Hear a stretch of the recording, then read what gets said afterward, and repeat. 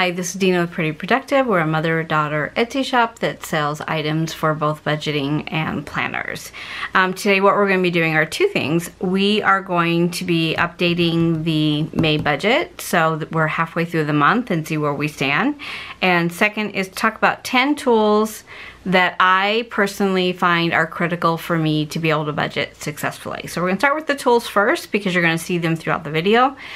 And then we'll get right into the cash stuffing. So today is May 15th, and today Arizona, which is the state that I live in, did open up restaurants and stores, and we're still practicing social distancing, still really looking at hygiene. But for the first time since March, I think March 17th, we are able to actually go out and have a meal or go to a store. So I have been kind of doing a little bit of cash and a little bit on my card, mainly on my credit card, and then just paying that off. But starting today, I'm going back to my cash envelopes because I know this system works for me and it's helped me to get out of debt. And I find that I want to just continue to maintain this system. So we'll see how long this lasts, or if we kind of go back into the way it was, then I'll have to reevaluate my cash envelopes going forward. So that is an update so far. I hope you're all doing well, you're safe. I hope that you are also being able to have a little bit more entertainment and flexibility in the state that you're in right now as well. So we're going to start with the tools first. So my number one tool that I've used for years is a check register. Now, I don't really write checks. I mean, I have a check, I have checks, but I don't write checks. But I use my check register as just a way to see exactly what's coming out of my check, when it's coming out. I pre-plan out my bills so that even though I'm looking at it in here, I like to see the flow of when it's going to come out of my account. When we were paid like every other week, it was critical because I needed to know what money was coming out of each check, so I knew how much cash I could pull out, as well as to make sure that everything was paid. So I only have to pay two bills, and that's my electric bill and my water bill, where I actually go in on my account and put in the amount and goes through my credit union. Everything else is on auto pay. And I do that because I don't want to risk either a late fee or not paying something, the right amount, or completely forgetting about it, which I had done in the past. So the check register really helps me to kind of keep everything straight. So if you have not used a check register, and I know that they still, at my credit union, they still give them to you.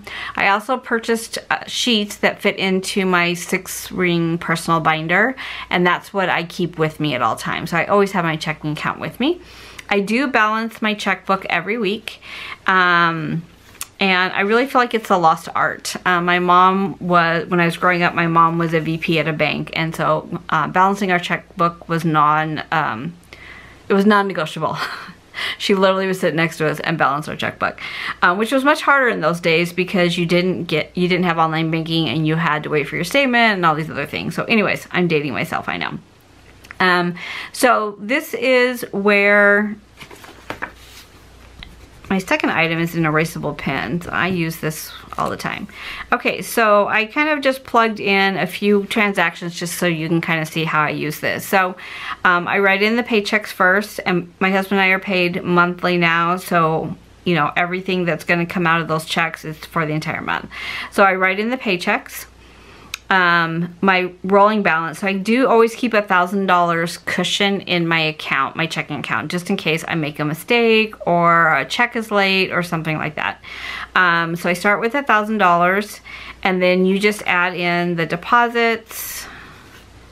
So $4,900 deposit, $5,900 would be my new balance.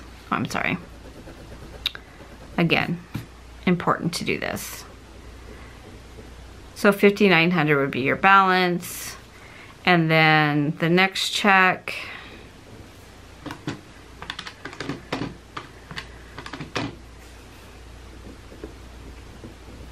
and then my mortgage comes out on the 1st,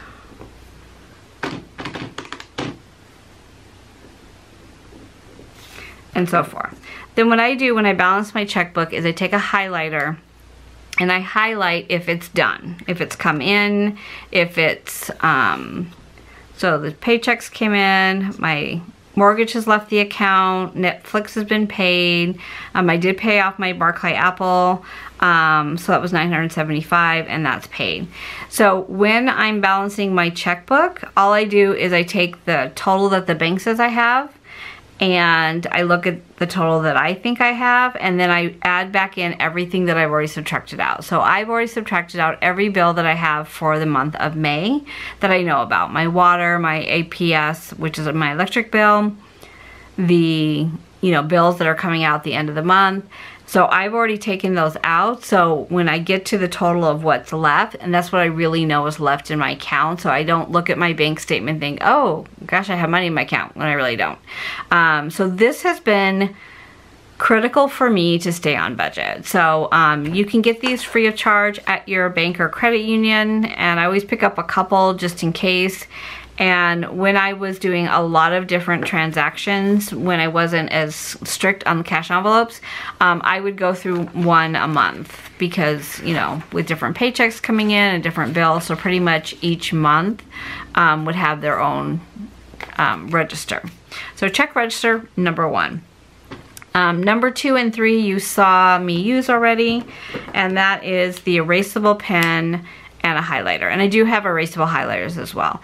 Erasable pen because I make mistakes and I don't want to white out my checkbook, and highlighter so that I know it's done. I know that it's come out of my account. I know that it's been paid, and it just helps me when I'm balancing my checkbook to know that. So every couple of days I look at the app for my account, for my online banking, and I see what's cleared my account, and then I just open up my checkbook and highlight them really quickly. And that way I know it's done, and then when I sit down to balance it, I just need like the last couple of days of transactions instead of going back through the month or back through the week. Okay, so these are 2 and 3. Number 4 is a calculator. That seems pretty simple. I know a lot of people use their phones. I don't like to use my phone because I usually have my online banking up, so I can't flip back and forth for my calculator and my online banking. So I always have a calculator as well as my phone so I can look at the online banking while I'm adding and subtracting in my checking account. Okay, 2 apps or electronic. Number 1 is the online banking. So this is, I think, the easiest thing. We both have direct deposit. My girls pay me back either Venmo or Cash App. I mean, I don't think they even really know what cash is. And so it's easy for me just to kind of watch what's going in and out of the account because everything is electronic.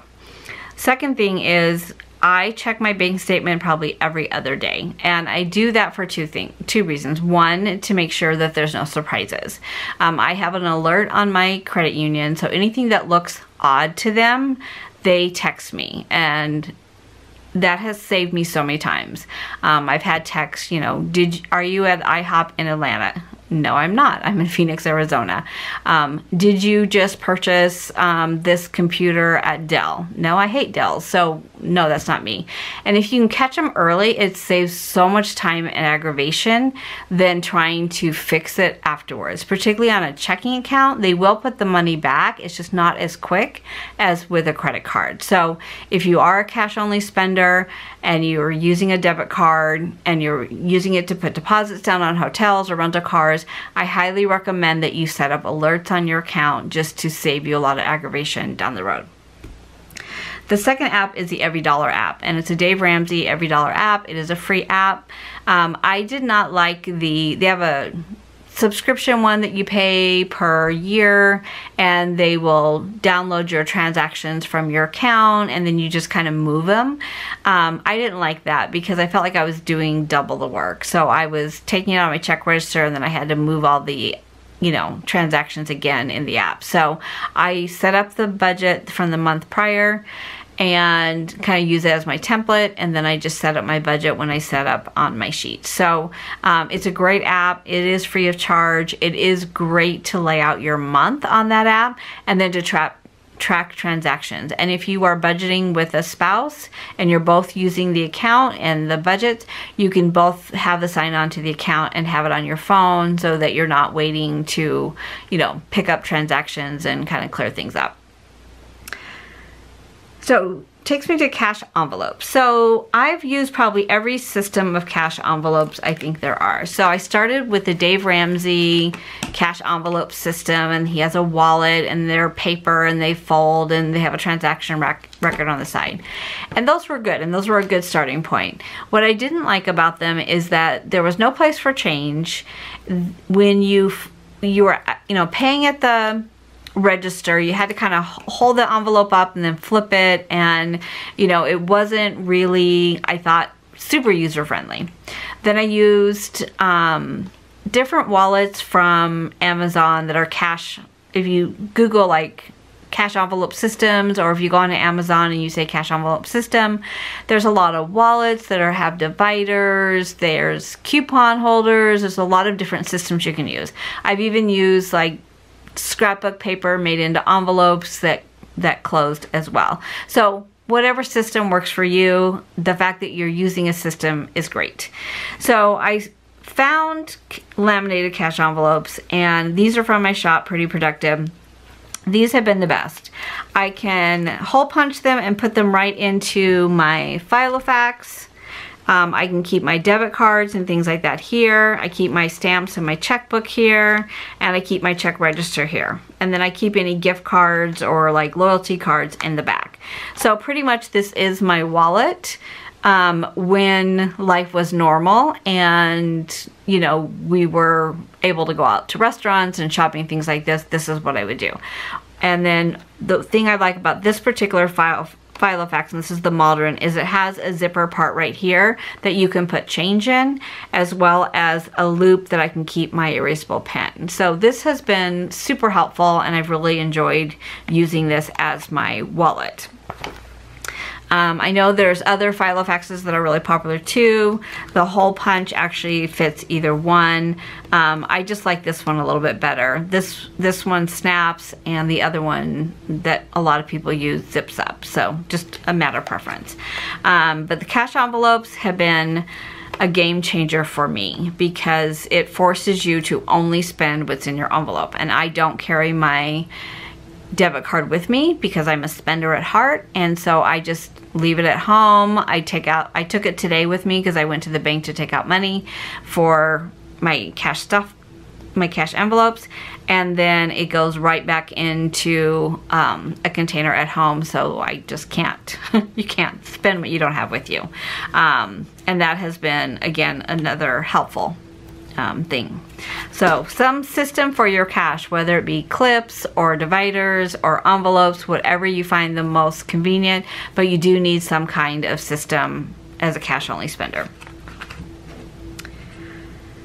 Okay, so this is a budget sheet. Now, again, I started with many different forms. I had ledgers, I had just notebook paper, I used like a grid that I would create every month, and so all of these systems worked for me and kind of helped to keep me on track. I like to plan out my month the month before so that I know exactly what's happening, so that I'm not caught, you know, surprised, as well as the fact that, you know, when you get paid, you feel like kind of you've got money, and then you realize when you sit down and plot it out, you really don't. So I already know before that paycheck hits where it's gonna go, and that has helped me to stay on track. This is a sheet that I just created because it was information I was writing over and over again. So I felt like I'm just gonna take an Excel spreadsheet, I'm gonna create, you know, my categories, and then make sure that it all adds up. This is something, if you make a purchase from our shop, Pretty Productive, just put a note in the seller, and I'm happy to share this with you. I've had a lot of people ask if we sell it in the shop. We don't. It is a gift, and if this works for you, great. If you have another system that works for you, that's great too.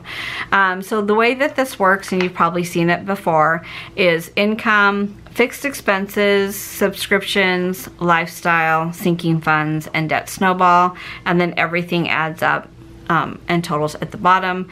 And then over here is the breakout of the cash that I'm taking out. And then I usually just take a picture of that. Today I went to the bank. I wasn't planning to go, but I did go. So I was sitting there in the line trying to figure out what I needed to do, which is not the best way to do. But this has been super helpful to me.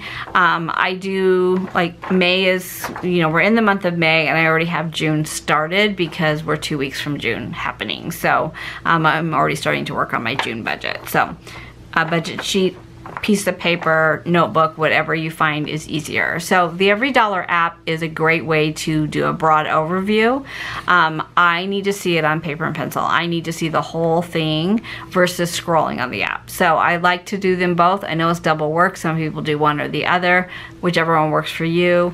I like the flexibility of the app that it goes with you because your phone's usually with you. But this is what I like to sit down when I'm sitting down and budgeting or doing a weekly recap or balancing my checkbook. This is always out next to me.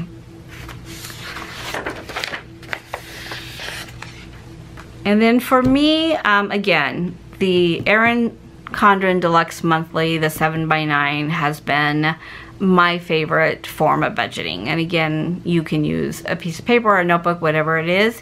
I like to decorate it. I like to look at it. I find that I'm more motivated because it's pretty. Again, is it necessary? Absolutely not. Whatever it is to keep you motivated. And I think that's what you need to find out. If you make it too hard for yourself, it's too easy to say, you know what, it's too difficult to find that notebook that I wrote it in, or write down all the categories again, or whatever it is. So my feeling with budgeting is if you budget for it, you can spend it. So I budget for the things that make me want to do something, whether it be work out or save money or, you know, lose weight. There's always a reward attached to it. That's what motivates me. So for me, I have a budget, a line item budget for stickers because I enjoy using stickers and that keeps me on a budget, but it doesn't feel restrictive. And I think when you restrict yourself so tightly, it's hard to stay on task. So just, you know, that's been my experience with budgeting, and I've budgeted for years now. I mean, it's something I actually enjoy doing now. It wasn't the way in the beginning. My husband still doesn't want to do it, but I force him.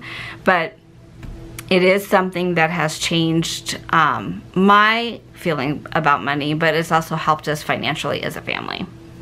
And then the last thing, and this is something that is a little bit harder to get your hands on, but it's willpower.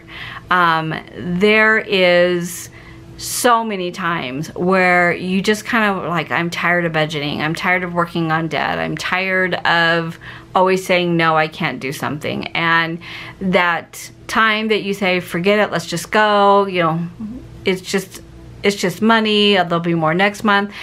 It's kind of started for me personally more of a downward spiral. So if I spent more money than I should one month, then the next month I was like, well, it's okay. It's just one more month that we're going to be in debt. So I had to really learn to be content and to have willpower, where in the past it wasn't always that way. So it's important, and it's something you have to figure out in yourself how that willpower is going to be.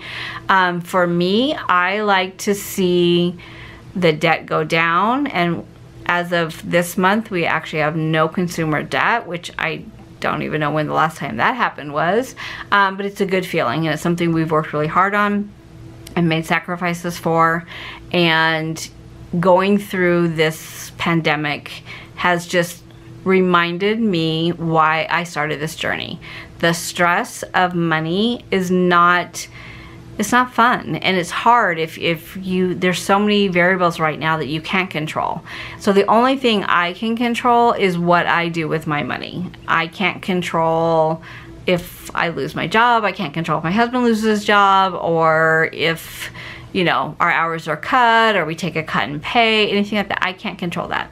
What I can control is what I do with what I have and what I've done to plan for the future. So if you have not started your budgeting journey, if you are new to this, I promise you, it gets easier and it's well worth it. Every single step of the way is worth it to have the outcome of that peace that you have when you know that it's going to be okay. You can keep your lights on, you can keep, you know, food on the table, that those necessities are covered. Okay, so let's get started. Now, a couple things have come through since we started. So one was my electric bill, and I thought it'd be about $400 based on the fact that we're all three working from home and it got hot really fast in Arizona. But luckily it came in at $250. So I had a little bit of wiggle room there. And then my gas bill, I estimated $50 and it came in at $33. And then we were told that we were not going to pay for Elements Massage because they weren't going to be open until June, but they went ahead and reopened. So today I saw that membership come out of my account, so I'm going to put that back in. I had sent my sister $50. We had this bet, and I sent her the money, and she sent it back to me, so I put that in as income. And then all of these are still right. In my sinking funds, I've already moved the money for Story Camp, so this is fully funded. So there's $800 in that account. I have not, oh no, I moved my vacation money over. I have not moved gifts or Christmas or computer yet. I was going to move the computer money, and then I decided I would just wait till the end of the month. So normally what I do is I set up my sinking funds at the beginning of the month based on how my budget lays out. Then what's left over goes into sinking funds. So I know for a fact this $500 is not going to go in there because I had 2 birthdays in the month of May plus Mother's Day, and I kind of almost forgot about Mother's Day. So I know that I've already spent part of this money, so the balance at the end of the month will go into the account of whatever's left over. And then the computer is more of a, you know, something I'm saving for the future, so it wasn't really a priority. So I left that money in the account, and then at the end of the month, I'll move it over. I did pay off my Barclay Apple, and I paid off Chase, so I don't have any payments. Now I do have things that are billed to the Chase card for the Etsy business, so I did make a list of that in my book, and so I know I need to take that from the profits from the shop and pay that. So I just kind of keep a track of what's going on that card that I know about, that are every month things, and then if we buy supplies for a shop or things like that, then that comes out of the money that we make. So pretty much trying to just keep that completely separate, so that it's just easier to do. So next month, in the month of June, I'm going to be working on my 6-month emergency fund. Now, we've done this super backwards in this household. We already have our emergency fund at another bank, completely separate. My husband retired in December, so he has his deferred comp money plus his 401 money from drop, and those are both at another account, and then another bank, and then we also have our savings account over there as well. I can't touch it. Well, of course I can touch it, but I don't touch it because it's not even convenient for me. So what I am doing, because I want to have attached to my checking account kind of my own emergency fund. So the way I'm looking at setting that, I'll definitely go into more detail about it next month, but I would like to be able to replace my paycheck for 6 months.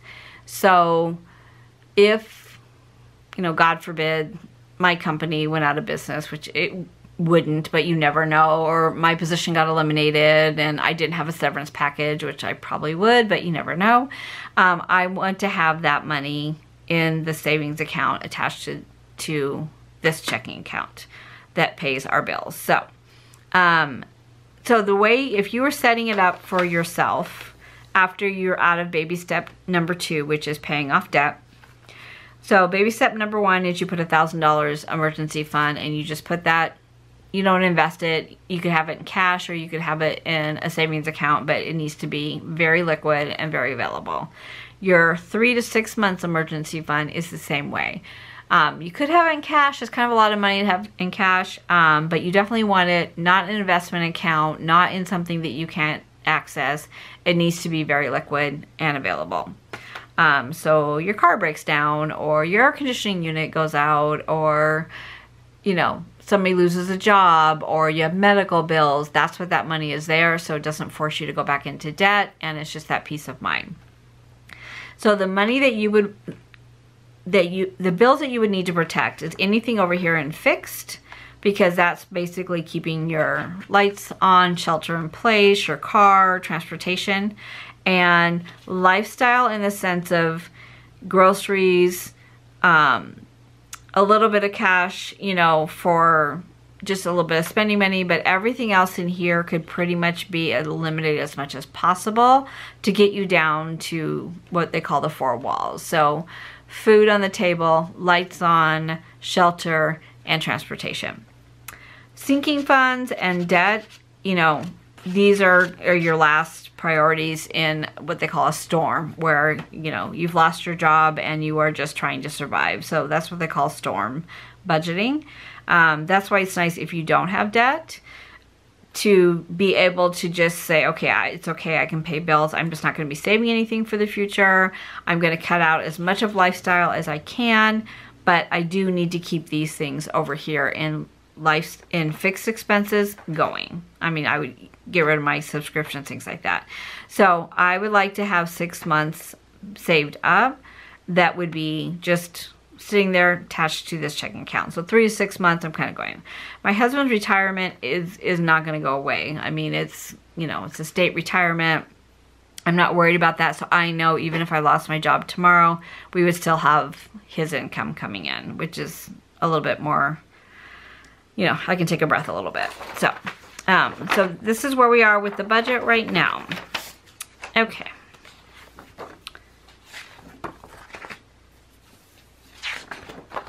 Okay, so I, even though I don't film it, I do go in every week and kind of balance out where I am. So I didn't do a lot of cash envelopes. I only really did 3. Groceries, eating out, and allowance, because everything else I really had to use my card for, just because I couldn't do giving because I was watching church online. Entertainment, recreation, I left in the account. I'm going to pull that out in cash now. But this is where I am right now. So my beginning of the month budget for groceries was $500. I had $167 left for the month. I just spent $17 at the grocery store when I went to the bank because my credit union's in a grocery store. Eating out, I started with $200. I have spent all of the money in my envelope, and I now have $70 left for the month. We've done a lot of pick up and go. I think I'm just tired of cooking. And I'm not ordering HelloFresh for the rest of the month because I've got 3 meals still in my refrigerator. Giving, I have $200 left. In my allowance, I have $100 left because I have $50 for this week and $50 for next week. For entertainment recreation, I've only spent $30, and that was, my budget started at $200. I have $170 left. Household, the budget was $100. I haven't spent anything, so I still have $100. Clothing, my budget was $200. I did spend $45, and so my remaining balance is $155. So that stays in my account because I kind of just roll that over because I don't buy clothes every month. But, you know, when I do want to buy clothes, I kind of like to have it in the account. So we are going to be stuffing, I think it's $506 today. Is how I figured it. Okay. Now, it was nice because the bank was actually open. I did have to wait because they would only let one person in up to the teller window at a time, which was fine, but it was nice not to have to just debit cash and then try to figure out how to break it out. I know there's a lot of budgeters right now on YouTube that are not using cash. It's too difficult right now. There's a lot of businesses that don't want to take cash from you. But honestly, I know I spend more when I use my credit card, and I've had a really hard time keeping track of all the transactions just because I don't think about it as much. You know, I'll come home and I'm like, oh, what did I just spend? Where when you spend cash, you know exactly the penny to the penny what you just spent. So, and you know when you look in your envelope how much you have left, where I've had to continually write down transactions and subtract it from my budget. So I'm super happy to be back to be able to use my cash envelopes again. And let's hope that it stays this way for a while. Okay, so groceries is first. And I still have $12 in here from before. And the reason why I didn't use this 12 today was because I confuse myself every time I do this. When I have money left over and then I add money and things like that. So we're gonna put in the balance, which is 150.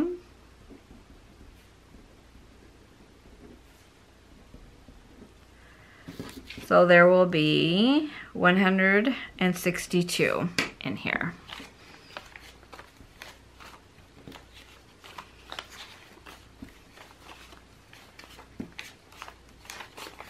Okay, so 50, 20, 40, 60, 81, 20, 40, 50. That's not right. 50. 20, 40, 60, 81. Okay, I'm trying to give it too much. And then the 12 that was in there. So 162, and that needs to last us for the rest of the month. Now we do have food, and we've been pretty creative so far about what we have been eating, so all good. So I'm gonna put this back in here, and that's back in there. So eating out, I have $100 left, and this is gonna be hard to keep this. No, I don't have $100 left. I have $70 left. Yeah. So 30 of the money that I spent on my card. So that money came off my budget. And so what I have left is 70. See why this is so much harder when you're not using cash? Because you have to really think. Where if not, you look on here and you're like, it's empty, we're done.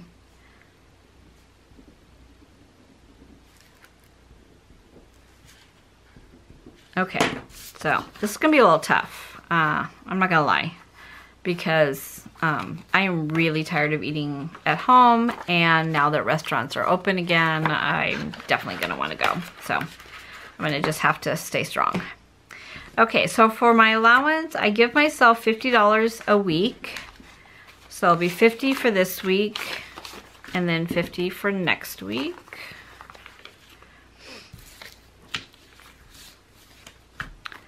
So 50 will go into the envelope, and then I do have my tab in here, and then the other 50 will go into my wallet. So I keep my allowance in my wallet. I don't use a tracker for it, and then I keep the next week's in the envelope, and I leave this at home. So that's my allowance.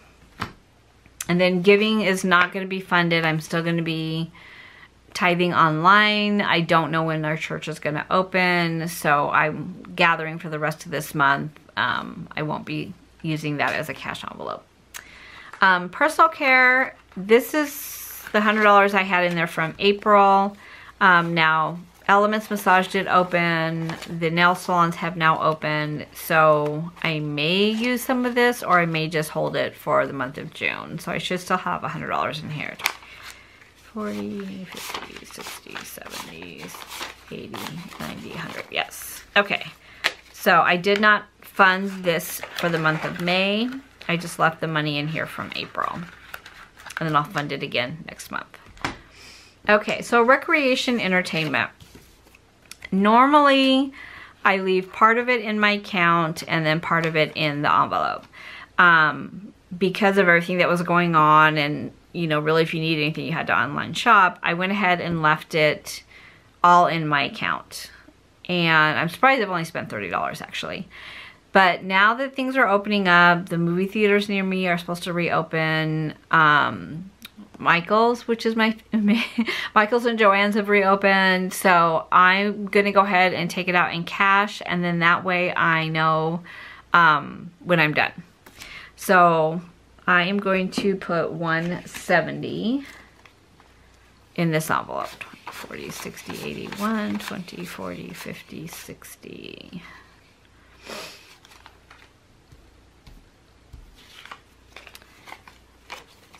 Is that right? 20, 40, 60, 81, 20, 40, 60, 80.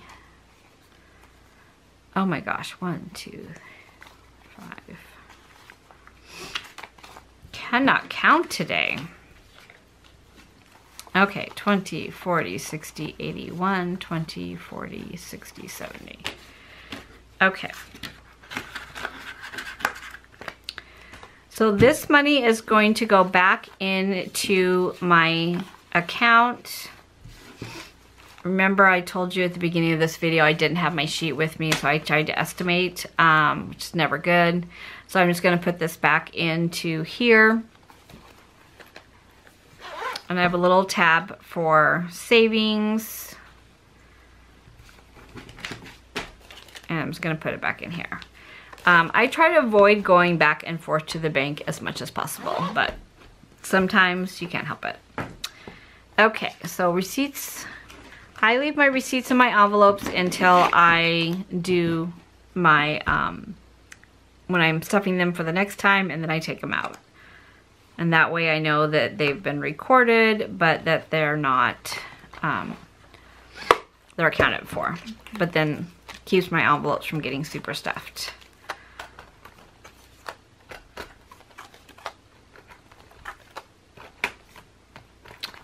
Okay, so that is it for this cash stuffing.